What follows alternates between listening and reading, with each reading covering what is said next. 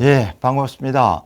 남북 협상 프로세스 강의를 맡은 이창열 AB 글로벌 컨설팅 중국 센터장입니다. 한국통일외교협회 일도 맡고 있습니다. 오늘 제가 강의하는 부분은 협상 프로세스 부분이니까 지금까지 여러분들이 이번 강좌 통일을 위한 협상 아카데미에서 지금까지는 컨텐츠 위주로 많이 배우셨는데 오늘 회담이 실제로 흐를 때 어떤 맥으로 흐르고 뭘 챙겨야 하는가 하는 강의를 하는 것으로 하겠습니다. 그래서 남북협상 프로세스라는 제목 하에 제가 준비한 것은 남북회담이 사전에 어떤 준비 단계를 거치는가, 그리고 실제로 남북회담은 어떻게 운영이 되는가, 그리고 마지막으로 남북회담을 마무리하는 평가는 어떻게 하는가 하는 세 가지 단계로 되어 있는데 주로 남북회담 운영 단계에 많이 집중이 될 것입니다. 자, 그럼 우선 남북회담 준비 단계로 한번 시작을 해보겠습니다.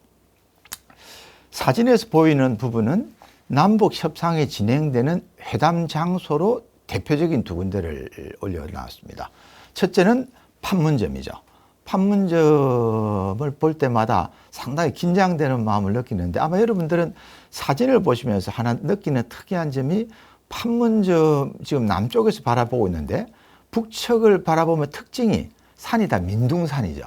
그래서 북한에 갈 때마다 북한에 왔다 하는 느낌은 이런 산의 분위기를 많이 느낍니다. 그래서 많은 회담, 큰 회담은 판문점에서 열리고요.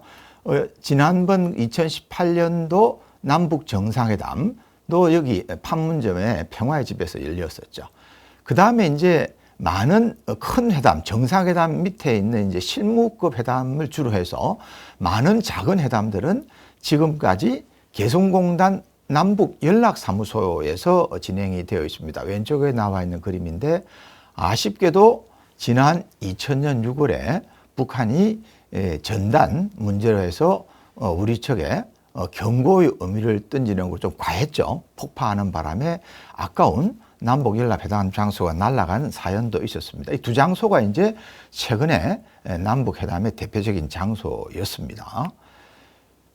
그러면 이제 남북회담이 어떻게 이루어지느냐? 처음에는 대부분의 경우에는 이제 남쪽이나 북쪽이 회담을 열기로 마음을 먹고 상대편에 통지를 하게 되죠. 통지라는 방식이 표에서 보시면은 판문점 내에 남측은 자유의 집이라고 있습니다. 북측에는 판문각 마주보고 있죠. 이 안에 이제 남북 연락관이 있는데 좌측에 보시면은 우리 남북 연락관이 남북 직통 전화를 통해서 북측에다가 이제 전화 통지문을 보냅니다.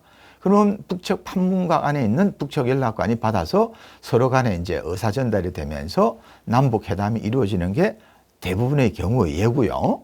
그 다음에는 또 어떤 회담이 열릴 때는 3급, 상위급의 회담 또는 같은 성격의 회담인데 직전 회담에서 열기로 했을 때 열리는 거죠. 여기에서 참 하나로 남북 회담의 틀을 한번 말씀을 드리면은 잘 아시겠지만 남북 관계는 국제적인 면에서 다루고 있죠. 북핵 문제 때문에 미북 정상회담 같은 게 열리고 있죠. 그리고 육자회담도 열리고 이런 건 이제 한 축이고 남북 간에 주가 되는 회담은 한반도 내에서 열리는데 가장 높은 회담은 남북 정상회담이죠. 남북 정상회담이 한번 열리고 나면은 그 후속 조치로 총리급 회담도 있고 장관급 회담도 있죠. 그걸 보통 이제 고위급 회담이라고 그러는데 정상회담에서 결정된 것을 고위급 회담에서 받아서 처리 방향을 정하는 거고 그 다음에는 세부적으로 분야별 회담이 들어가겠죠. 정치회담, 군사회담, 경제회담, 사회회담이 있는데 오늘 강의는 여러분들이 이제 모의회담을 한다는 전제하에서 생각을 해본다면은 정상회담이나 고위급 회담은 의제가 너무 크겠죠. 여러분들이 짧은 시간에 다루기 힘들기 때문에 대부분의 경우에 모의회담은 분야별 회담에서 정치나 군사, 경제 이렇게 분야별로 나눠 진행이 된다는 말씀을 드려서 그래서 상위급 회담에서 결정이 되면은 하위급 회담에서 그 내용을 구체화한 회담을 연다는 걸 이 표로 보여드리는 거죠. 그 다음에 이제 또 남북 간에 서로 관계가 안 좋든 또는 다른 이유로 인해서 서로 만남이 없는 상태에서 회담을 열 때는 어떻게 제의하느냐? 뭐 예를 들어서 뭐 광복절, 뭐 경축사를 통해서 제의한다라든지 여러 가지 계기에 방송 또는 성명을 통해서 상대편에 전달하는 방법이 있겠죠. 그럼 상대편은 그걸 가지고 자기가 적절한 방법으로 나오는데, 문제는 이제 이게 중요한 의미는 공개로 제의가 됐기 때문에 대부분 상대가 부정적이든 긍정적이든 회담에 대해서 어떤 식으로든 반응을 나타낼 수밖에 없다. 그래서 회담에 개최하는 방식은 제가 지금 말씀드린 대로 전화 통지문을 통해서 서로 주고받는 것, 또는 고위 회담, 또는 똑같은 성격의 회담이 바로 전 회담에서 다음 회담을 결정하는 방식, 또는 방송 또는 성명을 통한 방식이 있다. 이렇게 생각해 주시면 될 것 같고요. 자, 그 다음에는 회담 대표단을 구성을 해야 되겠죠. 회담을 하기로 했다면은. 회담 대표단을 구성을 할 때 이 남북 회담은 가장 중요한 부분이 수석 대표가 누가 되느냐 하는 부분입니다. 수석 대표가 회담 전체를 진행을 해나가는 분이기 때문에 경륜도 있어야 되고, 또 그 회담의 성격에 맞는 직위도 있어야 되는 거겠죠. 그리고 이 수석 대표를 보좌하는 수행원들이 3명 내지 5명 정도가 있는 거고요. 그 다음에 이제 또 회담에 필요한 전문 지식을 제공해야 되는 분들을 모시고 전략 자문팀을 구성하기도 하고요. 그리고 이제 회담 대표단이 구성이 되면은 국민들한테 회담을 설명하는 기자단이 동행을 하게 되는 거죠.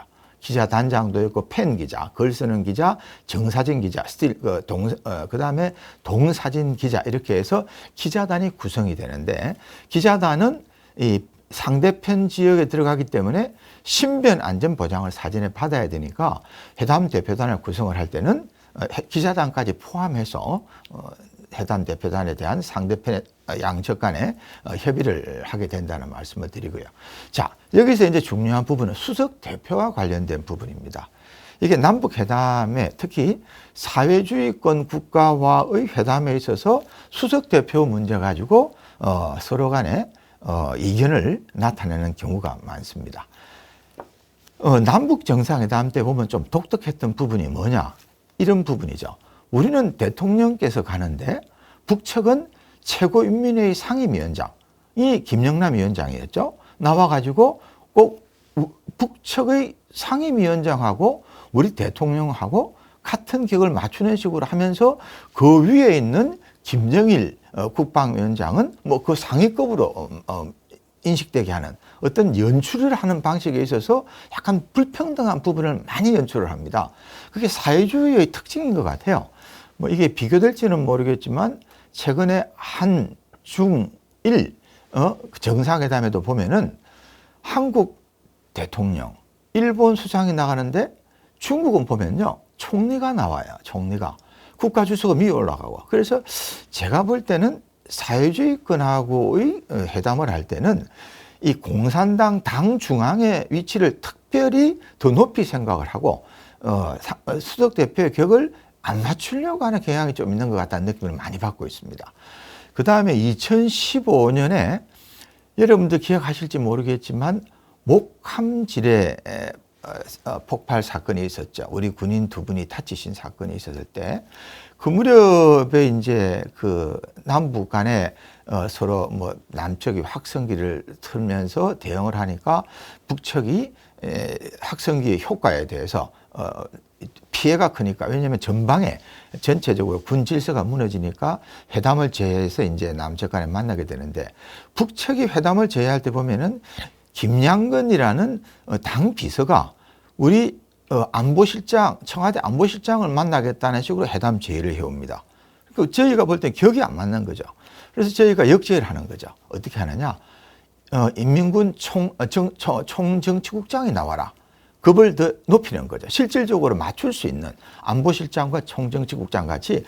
그래서 회담은 격을 맞추는 부분에서 균형이 안 맞게 되면은 우선 회담의 결과를 떠나서 회담의 이미지가 한쪽에 상당히 기우는 모양을 보여주기 때문에 수석 대표의 격을 맞추는 문제가 남북 회담에서 상당한 하나의 쟁점이 되고 있다는 말씀을 이 2가지 사례를 통해서 제가 말씀을 드렸습니다. 그 다음에 이제 그 회담 대표 수행원 부분이 있는데 이제 수행원 부분이 회담 대표하는 일들은 뭐 대부분 다 아실 거고요. 수행원들이 하는 부분들이 이제 좀 세밀한 부분인데 모의회담에 있어서는 수행원들이 각자 역할을 좀 정확히 알아야 되는 거죠. 그래서 우선은 이분들은 대표를 보좌를 하는 분들입니다. 그래서 예를 들어서 회담을 할 때는 회담 수석 대표의 허락을 받지 않고는 함부로 말할 수 없습니다. 회담장에 나갔다고 하더라도. 그리고 이제 또 수행, 제가 말씀을 잠깐 잘못 드렸는데 지금 말씀드리면 회담 대표의 이야기였습니다. 수석 대표와 대표의 두 급이 있는데 수석 대표는 한 분이고 대표는 이제 대표단이 3명 내지 5명이 구성이 되면 그 나머지 분들이죠. 이분들에 대해서 말씀드린 겁니다. 이분들은 수석 대표의 동의가 없이는 이야기를 할 수가 없다는 거고 수행원들은 이제 뒤에 앉죠. 좌석을 달리하면서 뒤에 앉는데 이분들은 대표가 필요한 자료, 대표가 필요한 서류 전달, 남북 간의 그 문서 교환 이런 걸 하는 게 수행원들이죠. 이분들은 이제 특징 중에 하나가 수행원이 해야 되는 중요한 일은 회담장에 있는 회담 대표단하고 그 다음에 우리 같으면 서울, 북측 같으면 평양에 있는 수뇌부라 그러죠. 북쪽 말로는. 우리 같으면 이제 상급 부서에 지시를 수시로 받아가지고 현장에 전달하는 훈령을 주고받는 전달하는 역할을 많이 합니다. 이 부분이 상당히 중요한 부분입니다. 그리고 이제 해담 사항을 수시로 보고하는. 그래서 수행원들이 생각보다 일이 참 많기 때문에 이분들이 이제 회담에 따라가면은 어떻게 보면 가장 중요한 기둥이 되고 있다는 말씀을 드렸고요. 자, 그 다음에 이제 지원위원하고 기자단 부분은 여러분들이 대체로 아시기 때문에 제가 그냥 넘어가는 거로 하겠습니다. 그 다음에 이제 이 부분은요. 아까 보면은 회담 대책을 수립하는 부분에 이게 두 번째 단계로 넘어가는 건데 이제 회담 대표단이 구성은 됐고 누가 갈 건가? 인적 구성이 준비가 됐으면 그 다음에 이제 사람들이 모여가지고 우리 회담 어떻게 진행을 할까 하는 회담 대책을 수립하겠죠. 회담 대책을 수립할 때 가장 어떻게 보면은 첫 단계로서 중요한 부분은 뭘까요? 그건 아마도 이 회담을 진행할 때 상대편이 이번 회담에 대해서 어떤 생각을 가지고 나올까 하는 북측, 우리로 따르면 상대가 북측이죠. 북측 대표의 의도, 회담 대책을 분석해 보는 거죠. 이 부분이 가장 핵심적인 부분입니다. 그런데 이때까지 이제 남북 간의 회담을 보면요, 특징이 하나가 있습니다.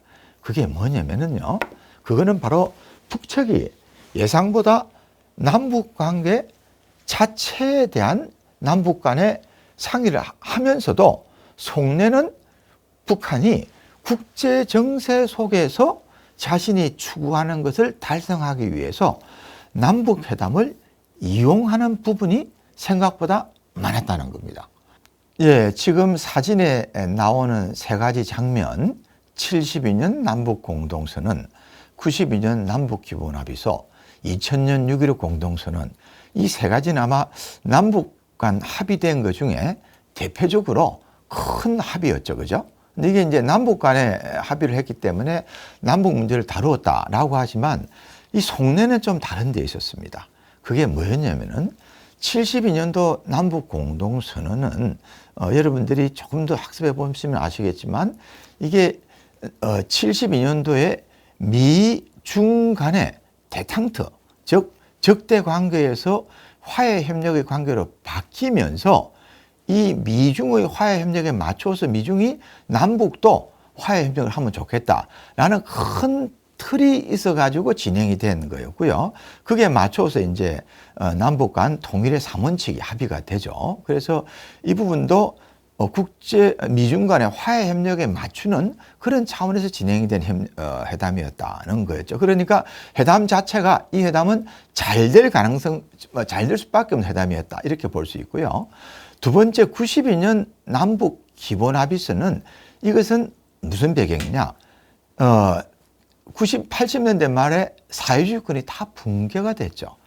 이 상황에서 북한도 위협감을 느꼈고요.